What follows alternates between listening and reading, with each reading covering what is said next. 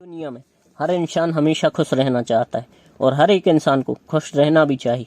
लोग अपने को खुश रखने के लिए क्या क्या तो नहीं करते। कहीं देश विदेश घूमने जाएंगे तो कहीं पार्टी करेंगे।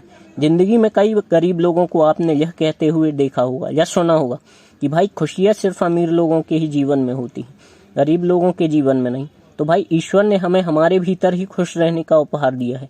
कैसे, समझाता हूँ एक कहानी के माध्यम से। भगवान ने मनुष्य को खुशियों का खजाना दिया, परंतु अफसोस की बात यही है कि मनुष्यों ने ऐसे अपना खजाने का मूल समझ नहीं पाया और हमेशा उसका दुरुपयोग किया। इससे भगवान को अत्यंत दुख हुआ और उन्होंने देवताओं की एक सभा बुलाई और सभी देवताओं से चर्चा की कि मनुष्यों को इस अनमोल उपहार का ज्ञान किस तरह कराया जाए।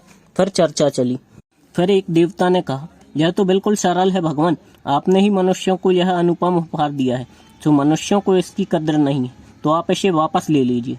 भगवान क्या बोले? भगवान बोले, नहीं, कभी नहीं, उपहार मनुष्यों को दिया जा चुका है और दिए हुए उपहार को वापस लेना शोभा नहीं देता।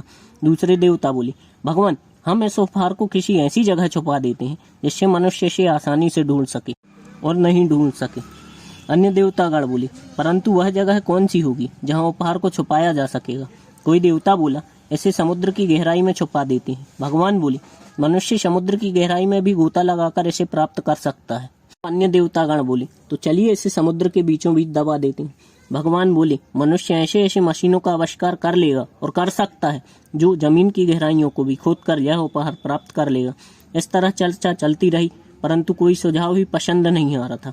भगवान एक एक करके सारे सुझाव को नेग्लेक्ट नकारते जा रहे थे। बहुत सोच विचार के बाद अंत में स्वयं भगवान को एक सुझाव समझ में आया था। वह सुझाव था, भगवान बोले, इस उपहार को मनुष्य के भीतर ही छुपा दिया जाए। मनुष्य अपने बाहर आसपास हमेशा खुशियाँ और प्रसन्नता ढूंढता रहेगा, परंतु खुशियों को उपहार उसके भीतर ही होगा।